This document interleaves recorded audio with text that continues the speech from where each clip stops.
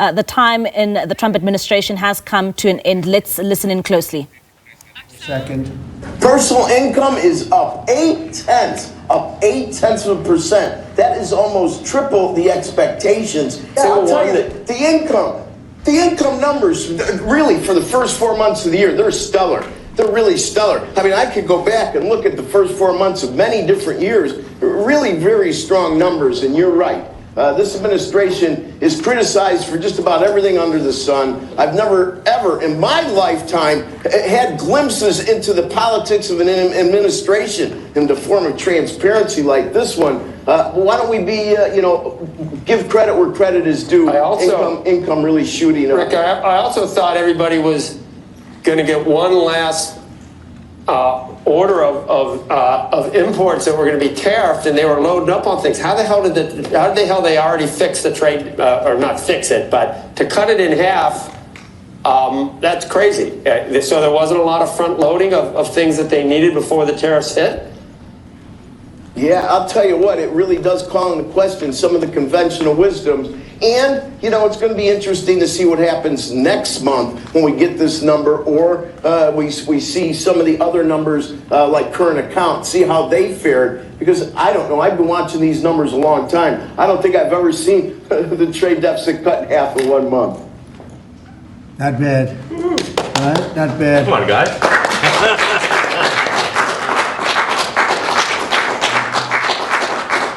I see Howard and Scott are here, so it's great. You guys want to stand over here? You might as well. You're the ones that help produce those numbers, and it'll only get better. The tariffs are so important, and that's why we were so happy with the decision yesterday where the tariffs continue, because without the tariffs, our nation would be imperiled. We would really be imperiled. I think I can say that with great surety, Scott and Howard. And so we were very happy to get that decision, that big decision yesterday.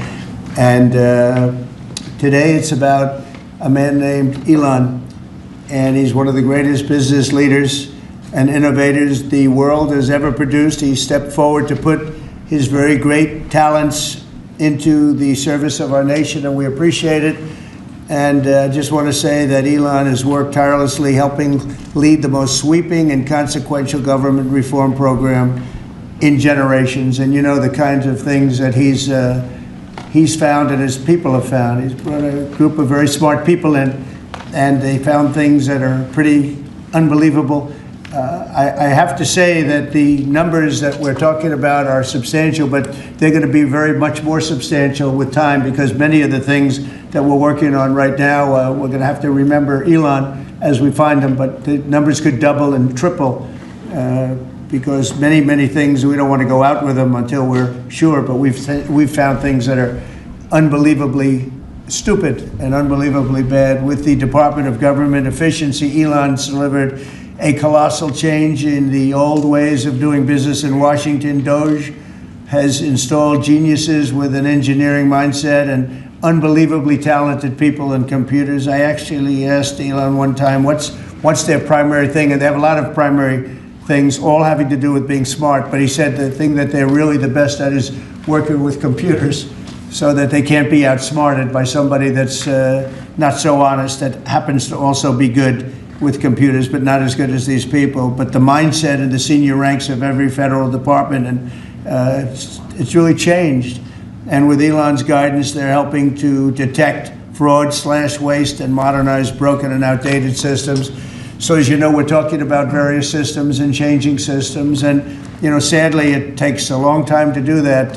You'll change, let's say, a system at IRS and computerize it properly, where the job can be done in 1/10 the time, but it takes sometimes years to rebuild those systems.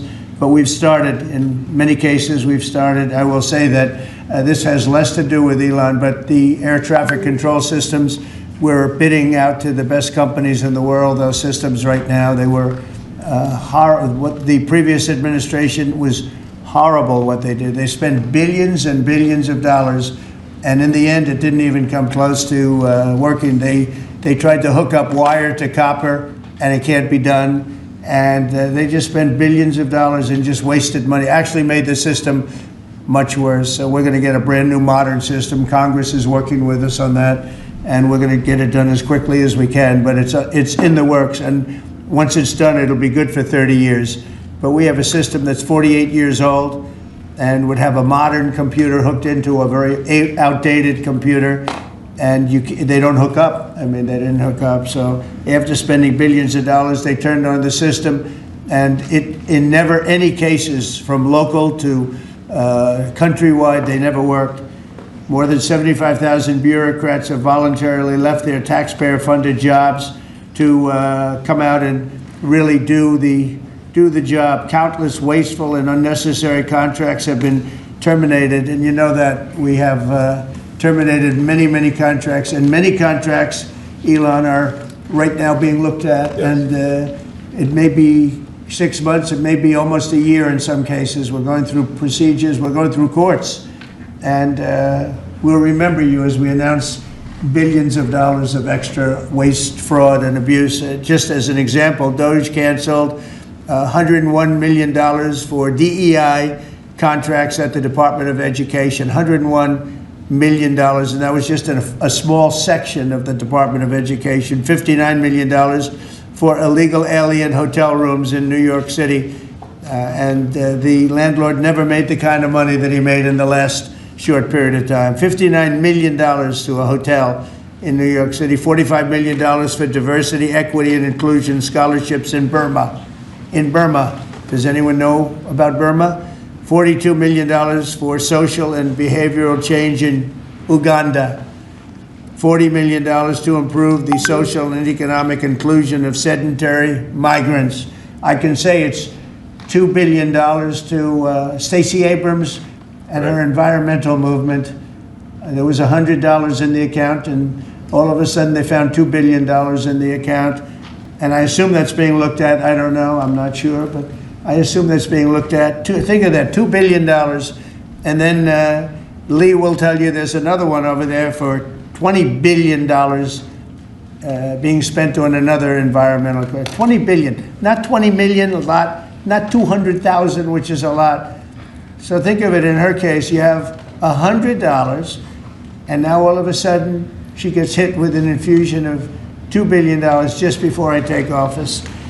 $20 million for Arab Sesame Street in the Middle East. Nobody knows what that's all about. Nobody's been able to find it. $8 million for making mice transgender. So they spend $8 million on making mice transgender. And those are better than many of the others. I could sit here all day and read things just like that, but we have other things to do. So it's much more than just that. We're totally committed to making the Doge cuts permanent and stopping much more of the waste in the months to come. We want to get our great big beautiful bill finished and done. After that, we put some of this into the bill, but most of it's going to come later. We're going to have it cauterized by Congress, affirmed by Congress.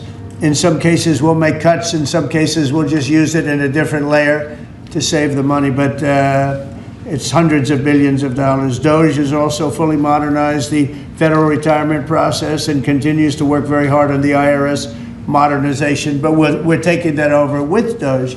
Many of the Doge people, Elon, are staying behind too, so they're not leaving. And Elon's really not leaving. He's going to be back and forth, I think. I have a feeling. It's his baby, and I think he's going to be doing a lot of things. But Elon's service to America has been without comparison in modern history. He's already running one of the most innovative car companies in the world. You look at his factories and compare them with some of the old factories we have, and it's a big difference. And the most successful space company, and I guess in history you would have to say the largest free speech platform on the internet, etc. Yet Elon willingly, with all of the success, he willingly accepted the outrageous abuse and slander and lies and attacks because he does love our country. I know that very much. He loves our country. He comes from another country, a country that's going through trials and tribulations, I would say. But he's all about the USA, and Americans owe him a great debt of gratitude. So I just want to thank Elon for his time as special government employee. Can you imagine? They call him an employee, but it's a special government employee. And for coming and helping us, and he really has changed the mindset of a lot of people. A lot of people thought, maybe we'll cut 1% or 2% or 3%. Then they said, wow, we can cut a lot more than that. And we're going to do it very surgically. We're going to continue on the march. We're making America great again. When I was in Saudi Arabia, and we were in, as you know, 3 really great countries, predominantly the 3. Qatar was great, UAE was great, Saudi Arabia, incredible. Such an incredible experience to be in those 3 countries. But the Crown Prince of Saudi Arabia, and I must tell you, the great leaders of the other 2 that we just mentioned, they all said the same thing, that the United States is the hottest country right now anywhere in the world. And 6 months ago, we thought it was dead. It was like a dead country. And it would have been a dead country if we didn't have the right result on November 5th. There would have been a horrible, horrible situation was going on with the borders, with transgender for everyone, men playing in women's sports, and so much more. But they were saying the hottest country anywhere in the world. And then I played that little clip because I was one person who's respected, or 2 people, because Joe was in that one too. Joe's a good man. But that was one group of people saying something about the success of what we've done over the last 4 months. They cannot believe it.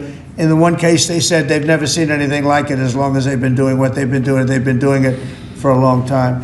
So I want to thank Elon for helping.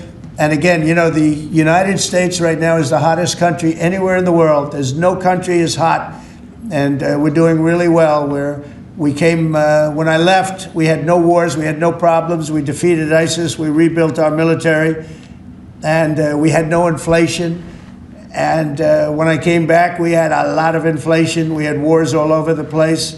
We had the embarrassment in Afghanistan where we gave up billions and billions of dollars of military equipment, the most embarrassing moment in the history of our country, I believe. I believe that strongly. We have Russia with Ukraine. We had the attack on Israel in October, the horrible attack, October 7th. Horrible, horrible attack. Nobody's ever seen anything like it. And now we have something where we're really healing a lot of that. We stopped India and Pakistan from fighting. I believe that could have turned out into a nuclear disaster. And I want to thank the leaders of India, the leaders of Pakistan, and I want to thank my people also. We talked trade. And we said we can't trade with people that are shooting at each other and potentially using nuclear weapons. And they're great leaders in those countries, and they understood, and they agreed. And that all stopped, and we're stopping others from fighting also, because ultimately we can fight better than anybody. We have the greatest military in the world. We have the greatest leaders in the world. We put one of them in charge of the Joint Chiefs of Staff, as you know, General Raisin Kane. And we wiped out ISIS, completely wiped out ISIS in 3 weeks. They said it would take 5 years, and we did it in 3 weeks. And that's the way it is, but we don't want to have to use our military. We want to be peace through strength when we can, and that's the way we're going to have it. So I just want to thank Elon and all of his people. Most of those people are staying, almost all of them are staying, and they're going to be with us. And you're going to see the results coming long into the future. Even a year and 2 years later, you're going to see a lot of the results, and those hundreds of billions of dollars are going to be adding up, and they're going to continue to add. It'll be interesting, really interesting to see what the final number is going to be. But again, Elon gave an incredible service. Nobody like him. And he had to go through the slings and the arrows, which is a shame because he's an incredible patriot. The good news is that 90% of the country knows that, and they appreciate it, and they really appreciate what he did. And I gave him a little special something we have here. Thank you. A very special, that I give to very special people. I have given it to some, but it goes to very special people, and I thought I'd give it to Elon as a presentation from our country. Thank you. Thank you, Elon. Thank you. Take care of yourself. Thank you. You can see the lock. The lock of this is amazing. That's right. Large lock. Well, let me say perhaps a few words that this is not the end of Doge, but really the beginning. My time as a special government employee necessarily had to end. It was a limited time thing. It's 134 days, I believe, which ends in a few days. So that it comes with a time limit. But the Doge team will only grow stronger over time. The Doge influence will only grow stronger. I'd liken it to sort of Buddhism. It's like a way of life. So it is permeating throughout the government, and I'm confident that over time we will see $1 trillion of savings and a reduction in $1 trillion of waste and fraud reduction.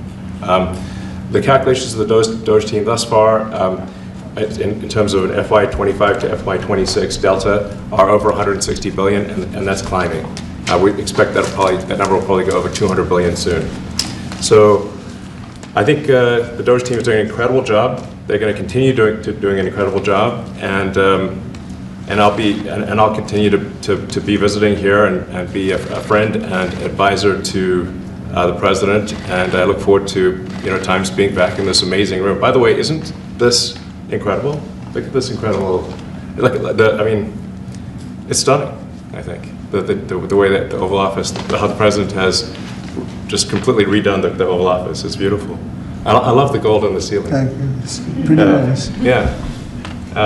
That's been there a long time. That was plaster. Nobody ever really saw it. They didn't know the eagle was up there, and we highlighted.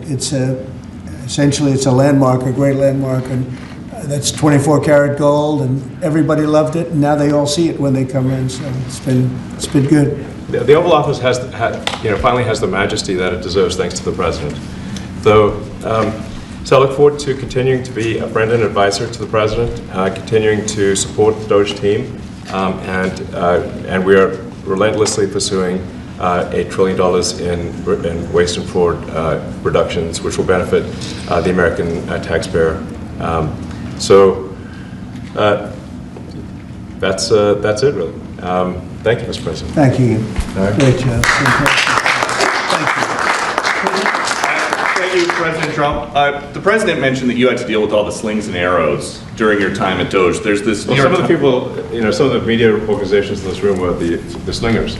Well, so there is a New York Times report today that accuses you of blurring the line between. Is the New York Times, is that the same publication that got a Pulitzer Prize for false reporting on the Russiagate? Is it the same organization? I got to check my Pulitzer I think counter. It is. I think the judge just ruled against the New York Times for their lies about the Russiagate hoax, and that they might have to give back that Pulitzer Prize. That New York Times. Let's move on. Okay, then Next President question. Trump. I got one for President Trump. So President Trump, Biden aides who used to work here are in talks with Republicans in Congress to go and testify about what they did or didn't do to possibly conceal President Biden's decline. Do you think that Dr. Jill Biden should also have to come in and testify about what she did or didn't do? Well, I hate the concept of it. It's the wife of a man who was going through a lot of problems, and everybody that dealt with him understood that. And I guess it came out during the debate loud and clear. That was the biggest signal of all. They have to do what's right. The country was there was a lot of dishonesty in the election, as you know, 2020. That's been now caught. People understand it. It was a rigged election. And when you go further out, when you see the auto pen, I think the auto pen is going to become one of the great scandals of all time, because you have somebody operating it or a number of people operating. Because I knew Joe Biden. Joe Biden wasn't in favor of opening up borders, letting 21 million people into this from prisons and mental institutions and gang members. He wasn't into that at all. And who signed these orders, proclamations, and all of the different things that he signed that set our country so far back, that was so bad for our country? With the auto pen, how would it work? Like, we're in the Oval Office right now. If there was a group of rogue staffers that worked for you who wanted to advance a bill or an executive order without your knowledge, how could they do it? How do they go Well, it's very behind hard, the because president's I'd back? read your newspapers or your media the next day, and I'd say, well, I didn't approve that, and I would find it. They wouldn't get away with it for long, because I'd say, I never signed that. Who the hell signed that? Auto pens, to me, are used to sign letters to people, because we get, I think they said 20,000 letters a week, and you like to be able, when somebody takes the time to write a letter, it's nice to sort of write back. And auto pens are meant for that. Auto pens are not meant to sign major proclamations or tax cuts or borders, anything having to do with the border, which is so important. And if it happened on my watch, I would be able to see it, because the next day or sooner I'd be reading about something that I knew nothing about, and who the hell signed this? So I almost never use the auto pen. In fact, yesterday I was signing about 81, I think it was 81 proclamations and statements to people that I think should be signed by us. I think when you write letters to foreign dignitaries or presidents or prime ministers, you should be signing those letters, not done with auto pens. I understand he signed almost everything with an auto pen. It's a very dangerous thing. It really means you're not president. Whoever operated the auto pen, and we think we know who that is, and it was actually more than one person, but that's not what the presidency is all about. I hardly used to use it. Reinstate the tariffs on China. You said that they violated the agreement with the U.S. Well, they did. They violated a big part of the agreement we made. You know, if you read that whole statement, I was very nice to them. I helped them because they were in trouble with the stoppage of a massive amount of business. But I'm sure that I'll speak to President Xi, and hopefully we'll work that out. But yeah, there's a violation of the agreement. Yeah, please. Mr. President, can you give us an update to the latest ceasefire agreement that Israel has agreed to, but Hamas still considering? Well, they're very close to an agreement on Gaza, and we'll let you know about it during the day or maybe tomorrow, and we have a chance of that. And I think we have a chance of making a deal with Iran also. They don't want to be blown up. They would rather make a deal, and I think that could happen in the not too distant future. That would be a great thing if we could have a deal without bombs being dropped all over the Middle East. That would be a very good thing. They can't have a nuclear weapon.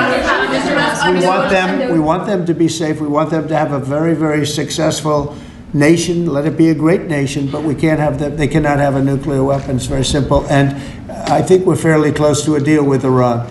Mr. Musk, question for Elon. Yeah, please. You said just now that you look forward to being a friend and advisor to the president. So do you expect to continue advising the president and Doge informally, or are you going to sort of shift your focus entirely to your companies? Well, I expect to continue to provide advice whenever the president would like advice. I hope so. I mean, I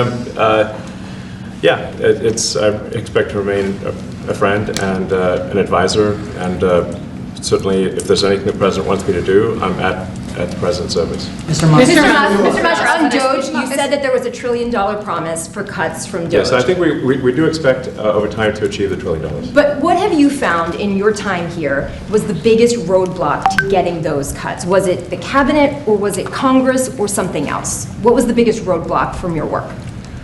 It's mostly just a lot of hard work. It's really not any one person or Congress. It's going through really millions of line items and saying just each one of them makes sense, or does not make sense. Obviously, at times when you cut expenses, those who are receiving the money, whether they're receiving that money legitimately or not, they do complain. And you're not going to hear someone confessing that they received money inappropriately. Never. They're going to always say that they received money appropriately for an important cause. Naturally, that's what you'd expect. So we just have to. It's just a lot of work going through the vast expenses of the federal government and just really asking questions. What's this money for? Are you sure it's actually being used well? Many times we can't even find anyone who defends it. So for a lot of the expenses, there is actually no defender at all. And then we have to just work through the process of stopping the spending, where there's often literally no defender. Nobody even knows why the money's being spent. It's truly absurd. I mean, we find situations where there are millions of software licenses with 0 people using them. 0. Exactly. This is the quizzical expression. You're like, surely, if there's millions of software licenses, someone should be using them. No, and then we've got to go through the process of saying, okay, look, if no one's using the software, we need to terminate this software license agreement. That's everywhere in the government, by the way. Mr. Musk, what do you think would be easier, colonizing Mars or making the government efficient? It's a tough call, but I think colonizing Mars and making life multi-planetary is harder.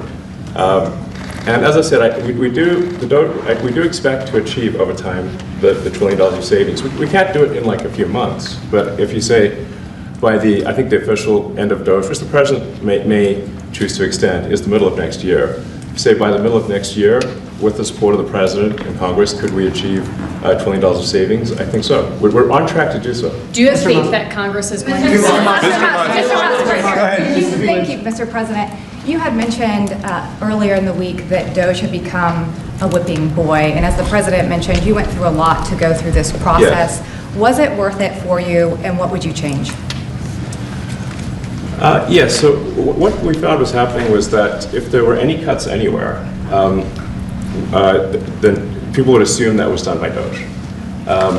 And so we became like essentially the Doge boogeyman, where if so any cut anywhere would be ascribed to Doge. A friend of mine's daughter, who's at law school at Georgetown, thought that Doge had cut the Senate, the internships the legal internships for the Senate, and we have nothing to do with that. So if they have been cut, it's not to do with us, just as an example. So, it just became a bit ridiculous where any cut anywhere was somehow Doge, and including things that made no sense, and we would agree made no sense. There are many things that occur in the government because it's the banal evil of bureaucracy. It's sort of the frankly largely uncaring nature of bureaucracy. It's as the great Milton Friedman said, money is spent most poorly when it is someone else's money being spent on people you don't know, and that's how federal spending is. And then you can't really even blame the individuals because the way the government works is complaint minimization. So. When you do when someone within the government tries to stop money being spent, there's usually someone that complains. And then their manager will say it's not worth the trouble, just pay it anyway. That happens over and over again. So was it worth it? I think it was an important thing. I think it was a necessary thing, and I think it will have a good effect in the future. Thank you, President Trump. This week there was a video on board a plane that showed the First Lady of France slapping her husband, Emmanuel Macron. Do you have any world leader to world leader marital advice? Make sure the door remains closed. That was not good. No, I spoke to him, and he's fine too. They're fine. They're two really good people. I know them very well, and I don't know what that was all about. To be the one to ask, Peter, but nobody's asked. But I know people are thinking about it. I know they're thinking about it. I think some people have been very close to asking. First of all, I'd look at what's happening, and I haven't been watching it too closely, although it's certainly getting a lot of coverage. I haven't seen him. I haven't spoken to him in years. He used to really like me a lot, but I think when I ran for politics, that relationship busted up. From what I read, I don't know, he didn't tell me that, but I'd read some little bit nasty statements in the paper all of a sudden. It's different. You become a much different person when you run for politics and you do what's right. I could do other things, and I'm sure he'd like me, and I'm sure other people would like me, but it wouldn't be as good for our country. As we said, our country's doing really well because of what we're doing. So it's not a popularity contest. So, I don't know, I would certainly look at the facts. If I think somebody was mistreated, whether they like me or don't like me, it wouldn't have any impact on me. Mr. President, on the Big Beautiful Bill, would you like to see the Senate build in some support for your tariffs on the Big Beautiful Bill, or should that be a standalone bill? I have great support on the tariffs. I mean, I was so honored that we got that ridiculous stay lifted, because that would have taken away presidential power. It would have taken away everything that was granted by the founders. It would have been a terrible thing. And it would have, most importantly, would have left us vulnerable. We have a lot of countries that use tariffs on us and use them viciously, viciously. And if we didn't have the power to use tariffs on them, and instantly, not when you go back to Congress and try and get hundreds of people to agree on something, that would take months to get just one simple proclamation. If we didn't have the power to counteract their powers, you wouldn't have a country left. We have to act fast. We have to be fast and nimble, as they say. And that was a really great moment, I think, yesterday when that stay was lifted. And hopefully now we'll go to court and just win that battle. Because if we don't have the power to do what they're doing to us, we are going to be a great nation no longer. Elon Musk was once idolized by folks on the left in this country before joining your administration. Now he's considered a hero by conservatives. Why do you think this man, what he's done in American life, has been so politicized? Does it only have to do with you? His life has been amazing. I mean, I look at so many different things. I look at that rocket being, guided back into position. I've never seen that before. I thought it was a space movie. I thought it was a movie. You look at what he's done in terms of communication. It's been unbelievable. So many different, even tunnels going underground, not having to go through all the process of going, he's got a company that does that. He's got so many different companies. Starlink, as an example, he saved a lot of lives, probably hundreds of lives in North Carolina. I don't even know if you remember, but I called you. They needed Starlink in North Carolina. And I didn't know what the hell Starlink was. I said, what is it? Who owns it? He said, do you know Elon Musk? I said, yeah, I happen to know the gentleman. This was before his government stay. And they said, we really need it because North Carolina became an island. It was, people had no communication. They had no access to anything and they were dying. And I called up Elon, and you can't get it because it's so successful. It's very hard to get. And he had so much of it brought over there, and they told me it was unbelievable. It saved a lot of lives. So, he's just done a lot of things. I don't think he gets credit for what he's done. But he's a very good person, too. You know what? If he wasn't a good person, but he did the same things, I'd probably maybe speak differently. He happens to be a really good person who loves the country. Mr. President, one big, beautiful bill. You had indicated this week that there were some things you didn't like about what had passed in the House.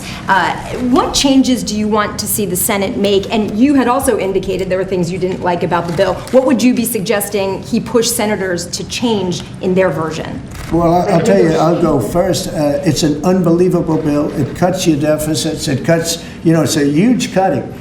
But there's the things I'd like to see maybe cut a little bit more. I'd like to see a bigger cut in taxes. It's going to be the largest tax decrease or cut in the history of our country.